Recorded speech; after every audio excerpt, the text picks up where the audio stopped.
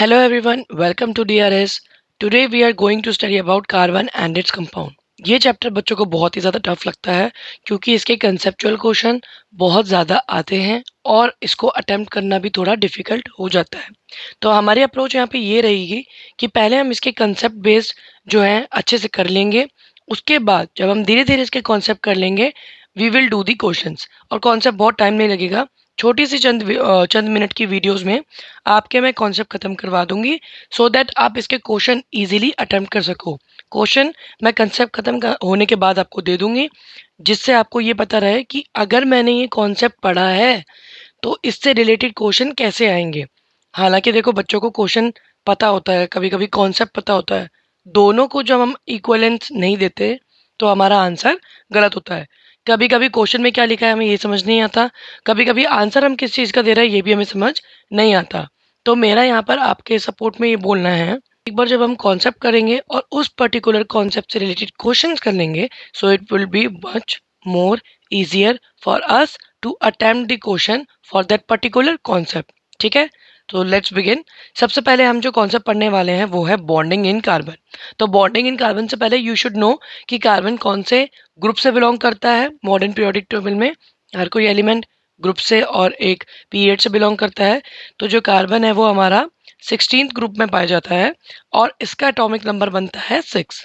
ठीक है, तो कार्बन का एटॉमिक नंबर जो है वो 6 है और उसकी इलेक्ट्रॉनिक कॉन्फ़िगरेशन याद है हमने नील बोर के शेल से पढ़े थे, के शेल, एल शेल। तो क्योंकि ये 6 है तो इसको हम पहले शेल में भरेंगे 2 है और फिर हम भरेंगे 4, 1 2 3 4। अब क्योंकि ये 4 ही भर सकता है तो इसकी वैलेंसी तो 4 है।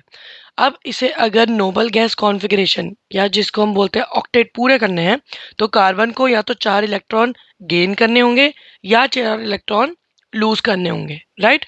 अगर वो 4 इलेक्ट्रॉन गेन करता है तो क्या होगा, लेट्स सी। अगर कार्बन 4 इलेक्ट्रॉन गेन करता है तो उसके लिए बहुत डिफिकल्ट हो जाएगा उसके न्यूक्लियस को 6 प्रोटॉन होल्ड करने का। ठीक है, और उस पर आप 4 इलेक्ट्रॉन और डाल दोगे तो 10 हो जाएंगे, उसके लिए बहुत ज़्यादा और डिफिकल्ट हो जाएगा। आप ऐसा सोच सकते हो कि आप एक डॉग ओनर हो, ठीक है, और आपके पास लीशीज हैं डॉग्स की। ठीक है, अगर आपके पास कम डॉग हो गया, आप हैंडल बहुत मुश्किल से कर पा रहे हो, मैं और दे दूं तो आपको हैंडल करना बहुत ज़्यादा मुश्किल हो जाएगा।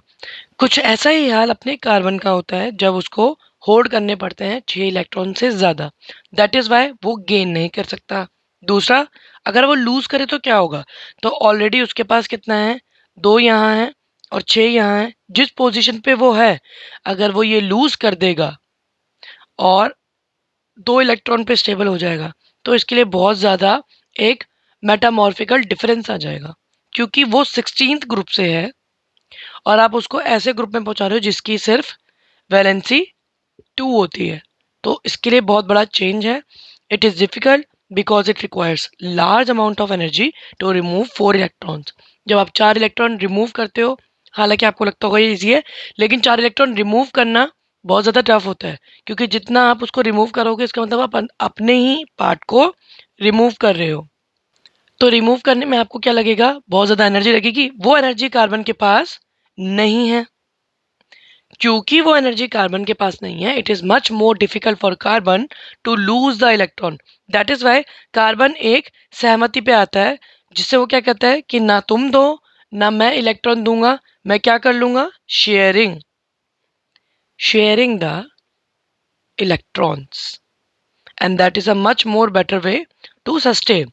ठीक है, अभी ये कॉन्सेप्ट यहीं पर खत्म करते हैं। इसके बाद का जो वर्सटाइल नेचर है मैं आपको इसके नेक्स्ट क्लास में पढ़ाऊंगी। Thank you so much for watching और प्लीज़ इस सीरीज में बने रहिए अगर आप अपना कार्बन एंड कंपाउंड बहुत बेहतरीन तरीके से और बहुत अच्छे तरीके से खत्म करना चाहते हैं।